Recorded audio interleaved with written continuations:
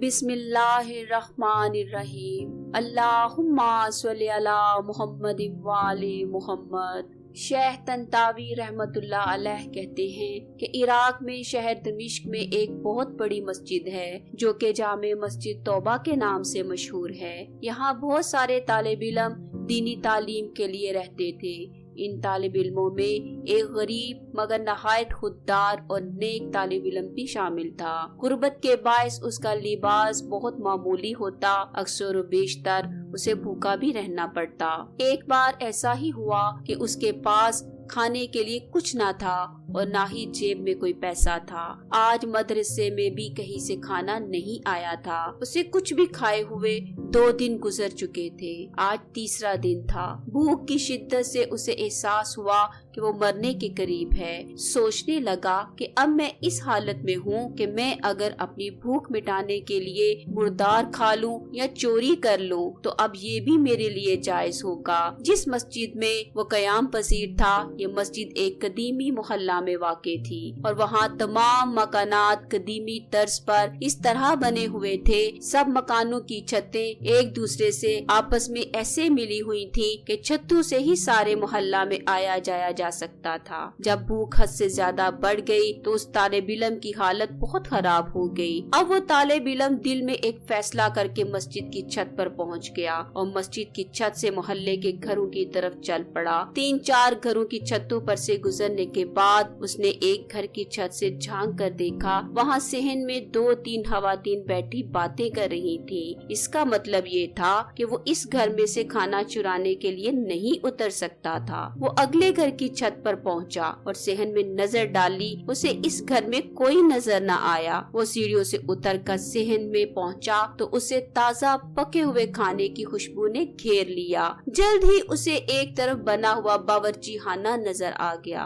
भूख की शिद्दत में जब खाने की खुशबू उसके दिमाग में पहुंची तो भूखे की मानिंद बावर्ची खाना की तरफ खिंचता चला गया। वो जल्दी से बावर्ची खाना में पहुंचा। उसे चूल्हे के करीब रखी हुई एक देगची नजर आई। उसने देगची का ढक्कन उठाया तो उसमें भुने हुए बैंगन का गरम गरम सालन देखा। अब उसे मजीद सब्र न हो सका। उसने भूख की शिद्दत से सालन के गर्म होने की भी परवाह नहीं की। जल्दी से एक बैंगन उठा लिया और बैंगन को दांतों से काटा। उसने जैसे ही बैंगन निकलना चाहा तो उसी वक्त उसकी अक्ल अपनी जगह पर वापस आ गई और एक ख्याल ने उसके ज़मीर को खिला के रख दिया। वो अपने आप से कहने लगा, खुदा की पनाह, मुझे मेरा खुदा देख रहा है और मैं चोरी कर रहा हूँ। यूँ भी मैं एक दीनी तालिब इल्म हूँ। मैंने आज तक एक लुकमा भी हराम का नहीं खाया। अब मैं क्या कर रहा हूँ? किसी के घर चोरों की तरह घुस के हराम खाना अपने शिकम में डालने लगा हूँ। हैफ है मेरी जिंदगी पर अगर मैं ऐसे फेले हराम का इर्तिकाब करूँ। उस नेक सीरत नौजवान को अपने फेल पर बहुत शर्म आई। वो अपनी इस हरकत पर बहुत पशेमान हुआ और इस्तग़फ़ार किया। बैंगन को उसी तरह एहतियात के साथ देगची में वापस रख दिया और बावर्ची खाना से निकलकर सीढ़ियों की तरफ बढ़ा। छत पर पहुंचा और जिस तरह राजदारी के साथ मस्जिद से निकला था उसी तरह खामोशी के साथ मस्जिद में पहुंच गया।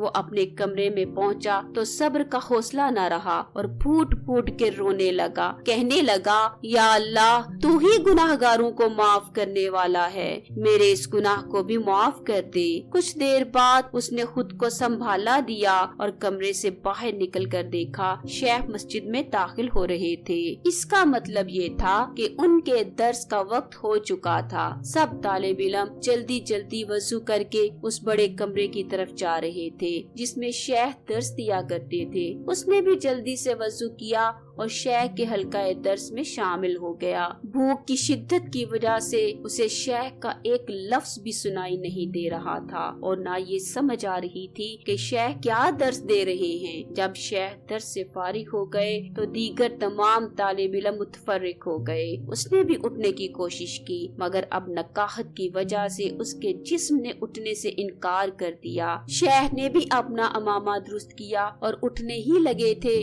कि उसी वक्त एक पर्दादार औरत दर्स वाले कमरे में दाखिल हुई और आकर शेख को सलाम किया। उस खातून ने शेख से बयान किया कि ए मोहतरम शेख, मैं इसी मोहल्ला से आई हूँ। मेरा घर मस्जिद से कुछ ही फासले पर है। मैं आपसे एक मसला बयान करने आई हूँ। शेर ने शफकत से कहा कि हाँ बेटी, बयान कर। औरत ने कहा, कुछ साल पहले मेरी माँ फौत हो गई थी। अब मेरे बाप का वक्त भी करीब है। मैं आपके पास इस गर्ज से आई हूँ कि आप अपने किसी साले तालिब इल्म से मेरा निकाह कर दीजिए, ताकि मैं अपने नफ्स और जमाने के शर से महफूज हो जाऊँ। मेरे पास अपना जाती घर भी है और मेरे 40 ऊँट भी हैं जो बार बरदारी के लिए किराए पर दिए गए हैं, जिससे मुझे माहाना इतना सरमाया मिल जाता है कि मेरे घर में दौलत की रेल बेल है। शेख ने इधर उधर देखा तो उसी गरीब तालिब इल्म पर नजर पड़ी। शेख ने उससे पूछा कि क्या तुम इस खातून से शादी करोगे? मैं जानता हूँ कि मेरे हल्का में तुमसे ज्यादा नेक और शरीफ तालिब इल्म और कोई नहीं। उसने जवाब दिया, उस्तादे ग्रामी, मैं ये कैसे कर लूँ जबकि मेरे पास एक फूटी कोड़ी भी नहीं है। शेख ने कहा,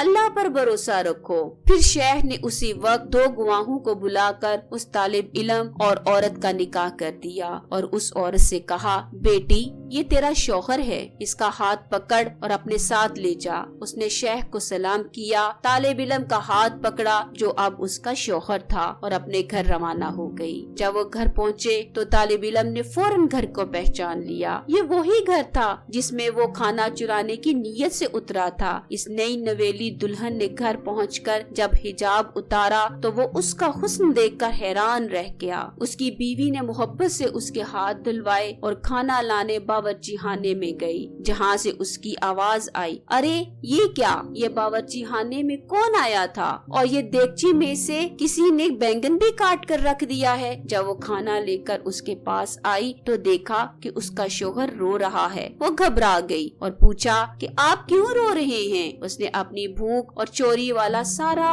वाकया बीवी को बताया और कहा कि ये बैंगन मैंने ही काटा था, खाने का इरादा किया था, मगर ज़मीर ने हराम खाने की इजाजत नहीं दी। ये सुनकर उसकी बीवी ने कहा, सुभान अल्लाह, आप जिस अल्लाह के खौफ से हराम खाने से बाज रहे, उसी अल्लाह ने ये सब कुछ मुझ समेत आप पर हलाल कर दिया है। अल्लाह हमें हर हाल में हराम से दूर रहने और हलाल रिज़्क़ के हसूल की हिम्मत अता करे। अल्लाहुम्मा सल्ली अला मुहम्मद व आले मुहम्मद।